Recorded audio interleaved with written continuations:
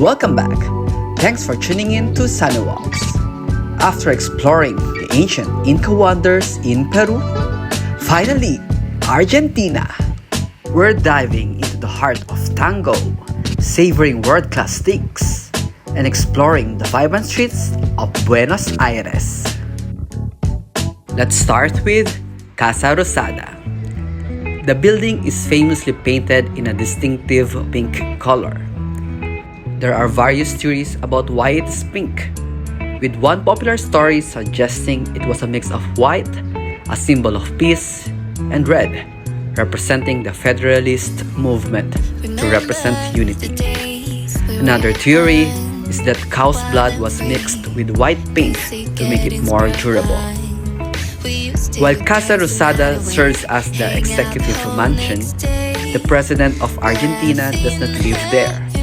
Instead, it's primarily used for official work, meetings, and ceremonial functions. The official presidential residence is the Quinta de Olivos, located in the suburbs of Buenos Aires.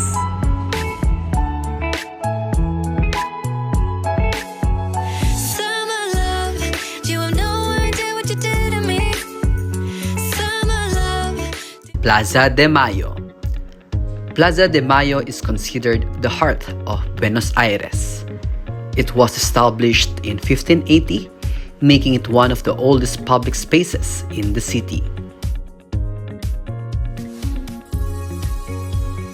The square is named after the May Revolution, Revolución de Mayo, which took place on May 25, 1810. This event was the beginning of the process that eventually led to Argentina's independence from Spain.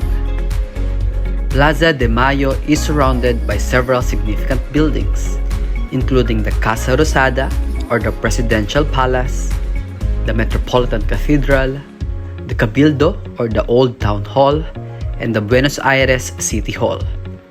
Each of these buildings has played a crucial role in the country's history. In the center of Plaza stands the Pyramid de Mayo, the oldest national monument in Buenos Aires.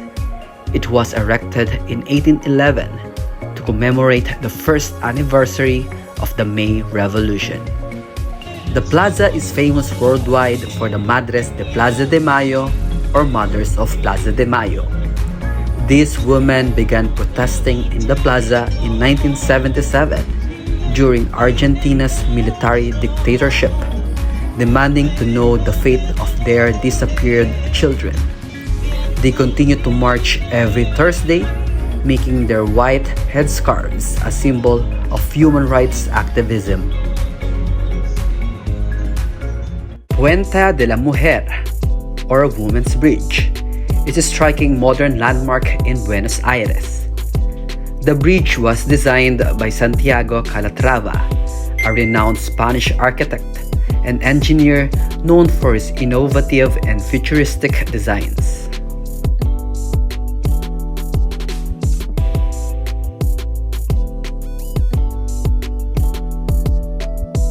The name Puente de la Mujer reflects the fact that the surrounding streets in Puerto Madero district are all named after notable women in Argentine history. The bridge itself symbolizes a couple dancing the tango, with the curved part representing the woman and the pylon symbolizing the man.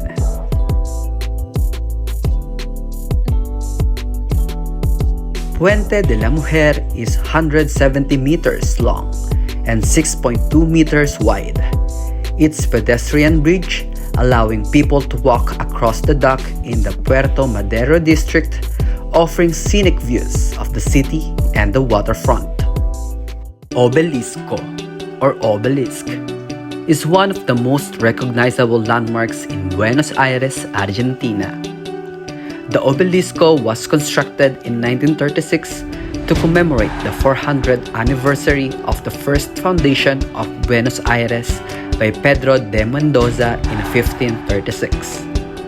It was completed in just 31 days, a remarkably fast construction time for such a large monument.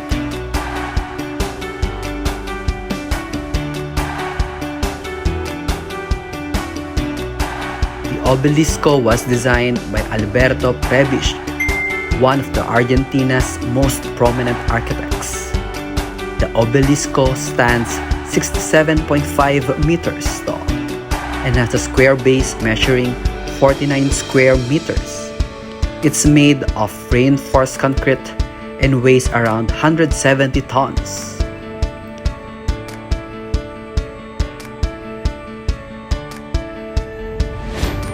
Over the years, the obelisco has become a central gathering point for both political protests and celebrations. When Argentina won the FIFA World Cup in 1986, thousands of people gathered around the obelisco to celebrate.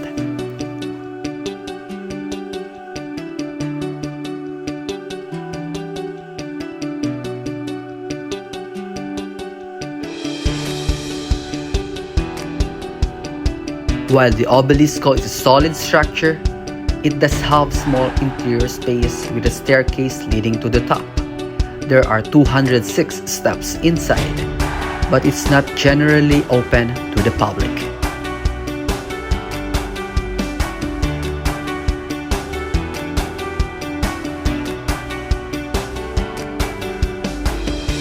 La Recoleta Cemetery. It is often referred to as the city within a city. It covers 14 acres and is organized like a miniature city with wide tree-lined avenues, narrow alleys, and hundreds of elaborate mausoleums and statues.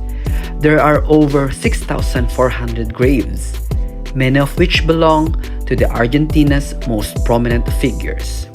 La Recoleta was the first public cemetery in Buenos Aires, established in 1822. Before that, burials were usually conducted in churchyards, but the growing population necessitated the creation of a larger, more organized space for the deceased. The cemetery is an open-air museum of architecture and sculpture, with many tombs designed by leading architects and adorned with statues by famous sculptors. The styles range from Art Deco and Art Nouveau to Baroque and Neo-Gothic. Libreria El Ateneo Grand Splendid. It is one of the most famous bookstores in the world, located in Buenos Aires, Argentina. El Ateneo Grand Splendid is housed in a former theater that was originally called the Teatro Grand Splendid. The theater opened in 1919 and hosted a variety of performances, including tango shows, operas, and plays. Some of the Argentina's most famous tango artists, like Carlos Gardel, performed there. In 2019, the British newspaper The Guardian named El Ateneo Grand Splendid the world's most beautiful bookstore. It is frequently listed among the top bookstores globally, attracting book lovers and tourists alike.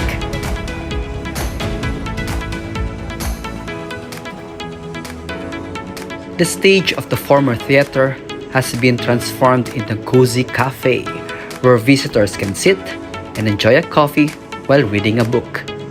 The velvet curtains and the original theater boxes add a touch of old-world charm to the experience. El Ateneo offers a vast selection of books, with over 120 titles in stock. It covers a wide range of genres and topics, from literature and history to art and science. The bookstore also features a large section of books in English and other languages, catering to international visitors. Puente de Figueroa Alcorta. The Puente Pitonal sobre Av Figueroa Alcorta, or the pedestrian bridge over Figueroa Alcorta Avenue in Buenos Aires, is a modern and functional structure designed to improve pedestrian safety and connectivity. The bridge features a sleek, modern design that complements the surrounding urban landscape. Its minimalist structure, often made of metal and glass, provides an obtrusive yet functional crossing point for pedestrians, blending seamlessly with the city's architecture. Facultad de Derecho of the University of Buenos Aires. It is one of the most prestigious law schools in Argentina and Latin America.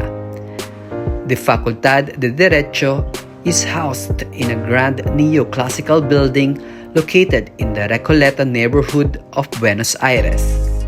Its design features a massive portico with 14 towering Corinthian columns, making it one of the most recognizable landmarks in the city.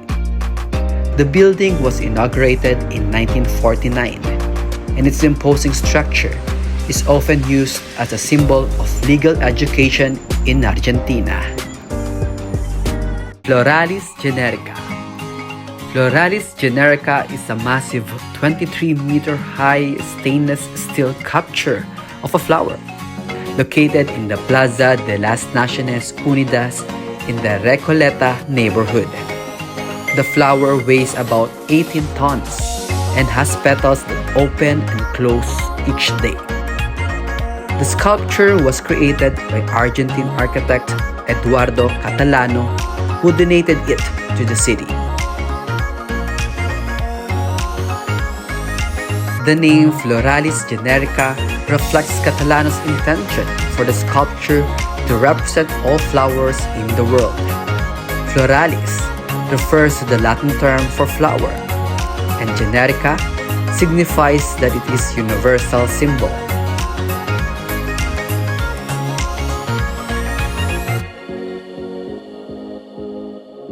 The petals of Floralis Generica open and close at specific times.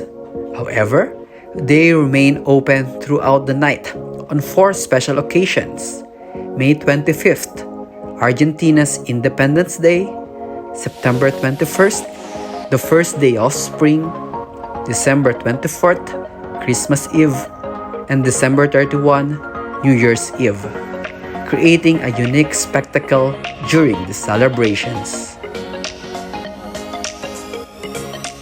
Museo Nacional de Bellas Artes, or MNBA. The museum was founded in 1895 and initially located in Bon Marché department store building. It moved to its current location in 1933, occupying a building that was originally a waterworks pumping station.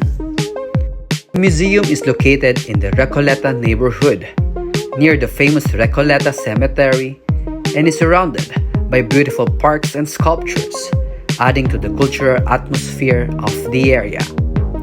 The museum houses over 12,000 works of art, including paintings, sculptures, and decorative objects.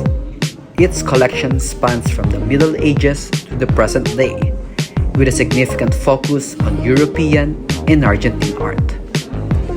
One of the great things about the Museo Nacional de Bellas Artes is that it offers free admission, making world-class art accessible to everyone.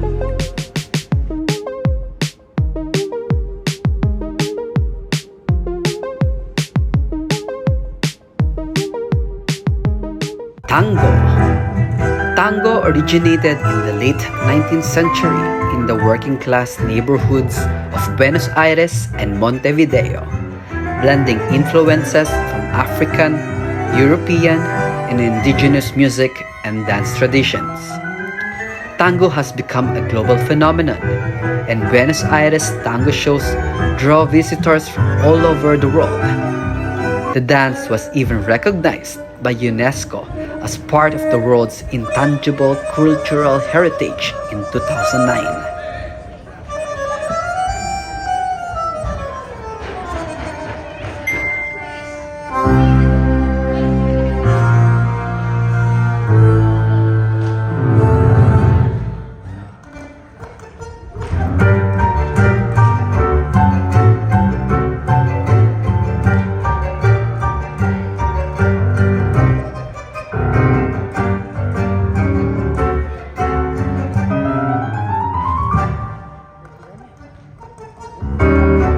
Many tango shows in Buenos Aires offer a dinner and show package where you can enjoy a meal of traditional Argentine cuisine, including famous Argentine steak, before the performance begins.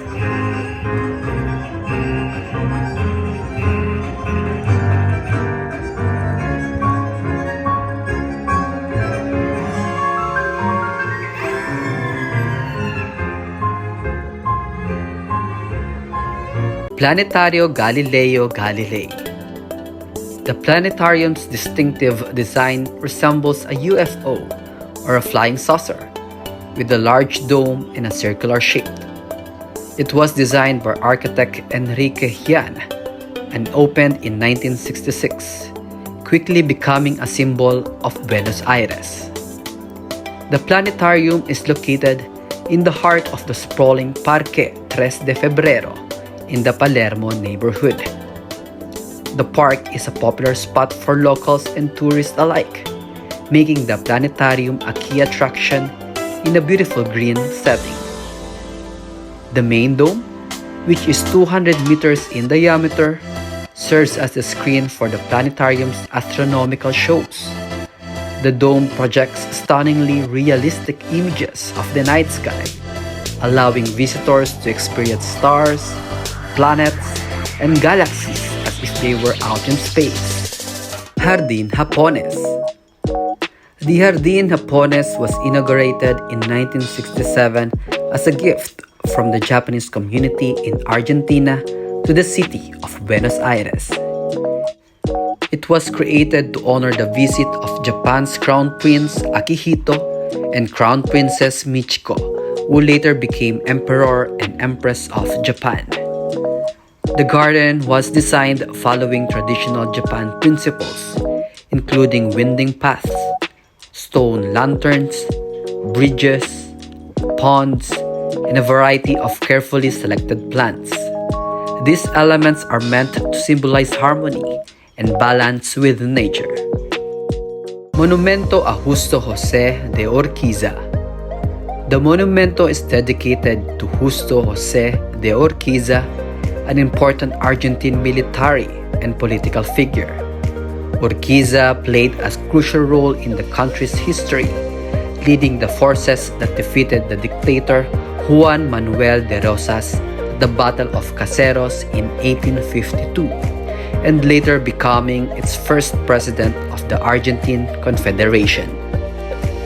The monument is located in Plaza República Oriental del Uruguay, in the Recoleta neighborhood, a prestigious area known for its elegant architecture, cultural landmarks, and green spaces.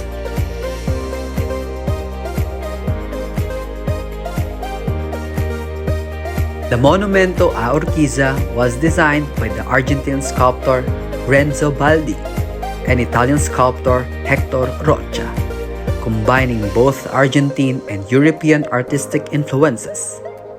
The statue of Urquiza is made of bronze and stands atop a grand marble pedestal.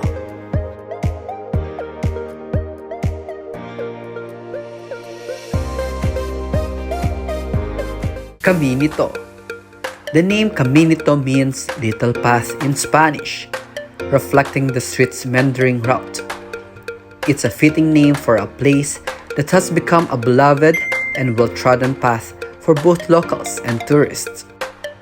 Caminito is famous for its brightly painted buildings, which reflect the area's history as a working-class neighborhood where immigrants used leftover paints from ships to decorate their homes.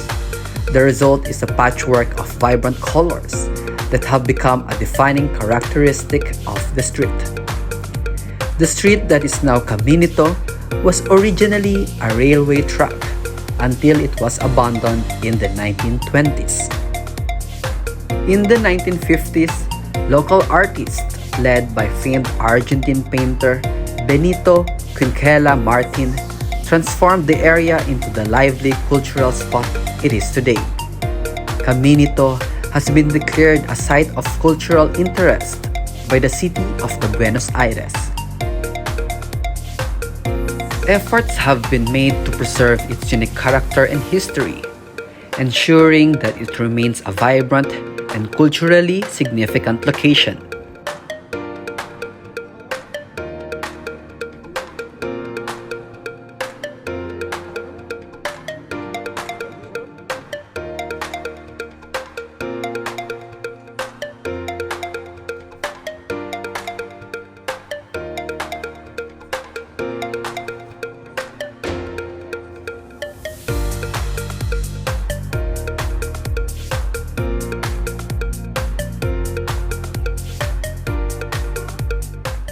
Monumento de los Españoles, officially known as the Monumento a la Carta Magna y las Cuatro Regiones Argentinas. The monument was a gift from the Spanish community in Argentina to celebrate the centennial of Argentina's independence in 1910. It symbolizes the close ties between Spain and Argentina.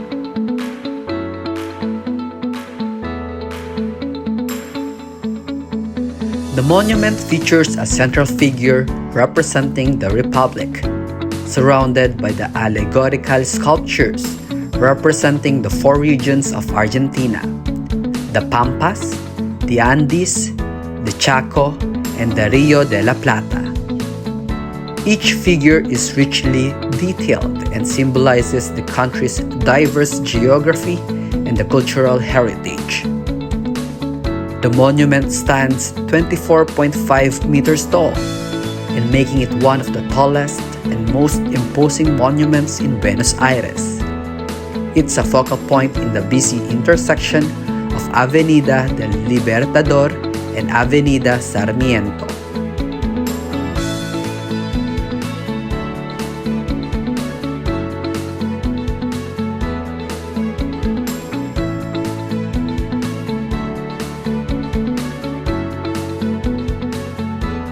Argentine meat. Argentina is one of the largest beef producers in the world, and its beef is often considered among the best due to the country's unique cattle raising practices. The cattle are mostly grass-fed on the expansive Pampas plains, which gives the meat a distinctive flavor and tenderness.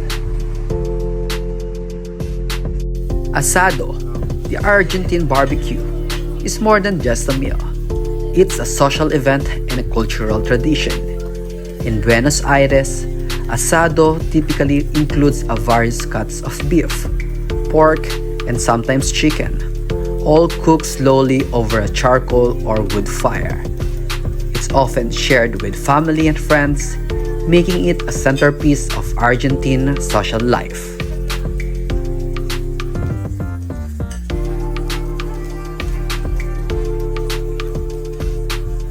Thanks for joining me on this whirlwind tour of Buenos Aires. From the tango shows to some of the most amazing bits, we've barely scratched the surface of this gorgeous city. Until next time, keep wondering and stay curious. Hasta luego, fellow explorers. Last stop, El Calafate, El Chalten, Argentina.